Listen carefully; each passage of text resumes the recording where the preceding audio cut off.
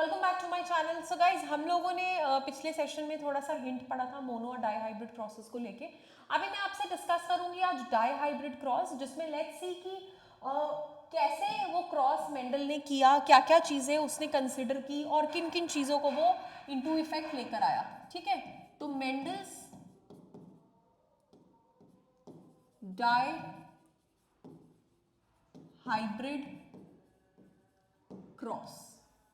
अब मेंडल के die hybrid cross में ना उसने दो जीन्स की इनहेरिटेंस पढ़ी थी साइमल्टेनियसली। अब आप लोग सोचोगे हाउ, मैंने आपको पिछले लेक्चर में भी समझाया था कि टू जीन्स का क्या मतलब, कैसे उसकी इनहेरिटेंस, कि फॉर एग्जांपल उसका ये होमोलोगस पेयर ऑफ क्रोमोसोम है, तो may be he might be having, यहाँ पे उसकी एक जीन पेयर है, यहाँ पे एक जीन पेयर है। ये जीन पेयर रिप्रेजेंट कर रहा है सीड कलर को और ये कर रहा है सीड शेप को।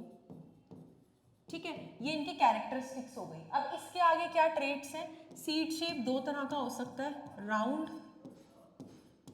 रिंकल्ड, एंड सीड कलर दो तरह का हो सकता है, yellow, green.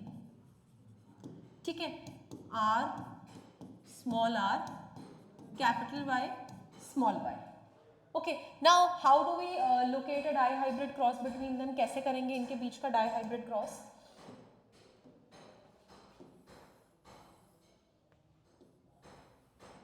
C, first we are taking parental generation, जिसमें हमने राउंड शेप ली और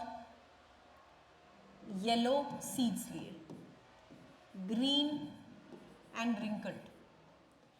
ठीक है, ये जो हमारे दो आर है ये रिप्रेजेंट कर रहे हैं राउंड शेप को, ये दो वाई रिप्रेजेंट कर रहे हैं येलो को, ये रिप्रेजेंट कर रहा है रिंकल्ड को और ये रिप्रेजेंट कर रहा है ग्रीन को। ठीक है, अब पेरेंटल जनरेशन को हमने क्रॉस कैसे किया? देखिए, यहाँ से एक आर अलील है हमारी, यहाँ से एक ये वाला, यहाँ से एक ये और यहाँ से ये। तो जब हमने इनको क्रॉस किया हमारे पास ये हमारा F1 जनरेशन का प्रोडक्ट लॉन्च हुआ। अब ये F1 जनरेशन में ये आर क्या है हमारा राउंड और ये YY क्या है हमारा येलो। ठीक है, ये हमारा F1 जनरेशन तक का क्रॉस है। अब अगर इसमें आप ध्यान से देखो यार, तो राउंड का आर इसके आर के साथ पेयर अप हुआ, मतलब पहले तो जी अलील्स हमारी सेग्रीगेट हुई और फिर ये अलील्स हमारी पेयर होके F1 जनरेशन बना रही हैं। ठीक है, अब हम बात करेंगे आगे इस F1 जनरेशन के क्रॉस की। F1 जनरेशन का क्रॉस हमेशा क्या होता है? Self pollinate. Now how will this get self pollinated? ये बात है पढ़ने की। See, in the next thing, see,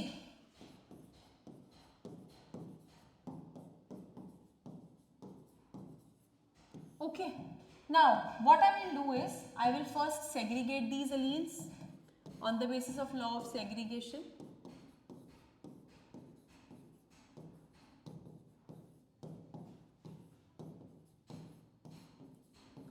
And now I will pair them. This pairing is based on the law of independent assortment.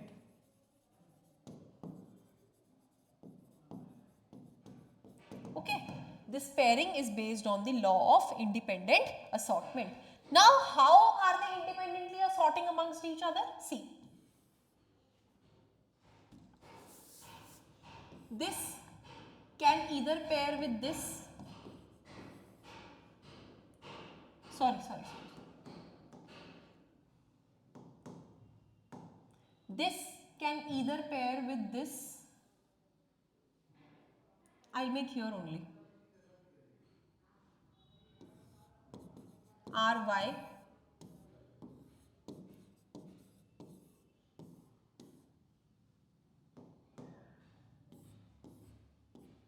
Then small r capital Y. Like this. Same will be formed here.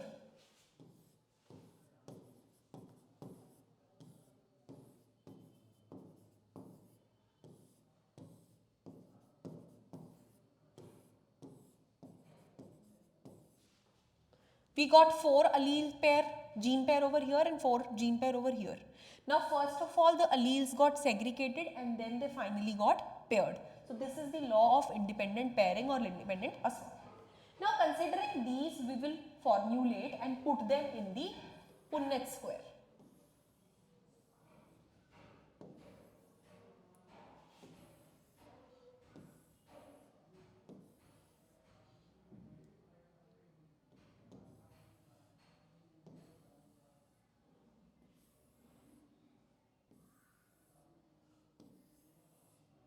Okay.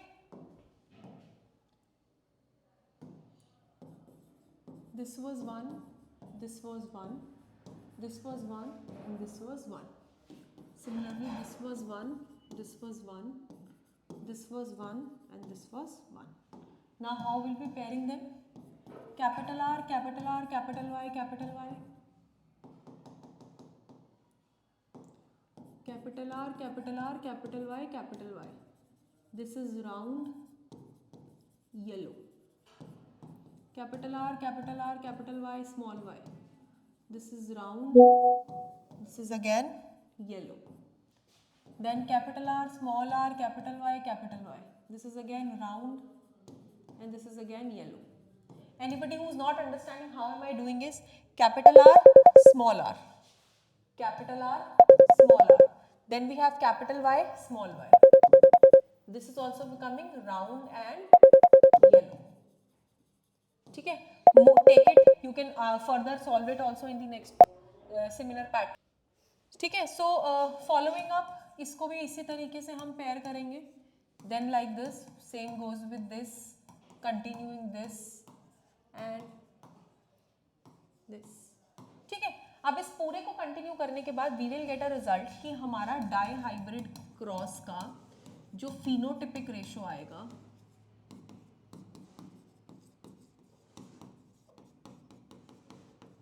वो phenotypic ratio क्या बनेगा 9:3:3:1, जिसमें जो 9 होंगे वो हमारे बने हैं राउंड एंड येलो, 3 हमारे हैं राउंड एंड ग्रीन, 3 हमारे हैं रिंकल्ड एंड येलो कॉम्बिनेशंस और एक है हमारा रिंकल्ड और ग्रीन. ठीक है, ऐसे हम एक डाइहाइब्रिड क्रॉस को कंप्लीट करते हैं and we get to know कि उसके साथ हम क्या क्या पॉसिबिलिटीज लोकेट कर सकते हैं. आप लोग भी अपने आप ट्राई करना and then just let me know. अगले पार्ट में हम इसकी और डिटेल्स स्टडी करेंगे. Thank you so much for watching my lecture.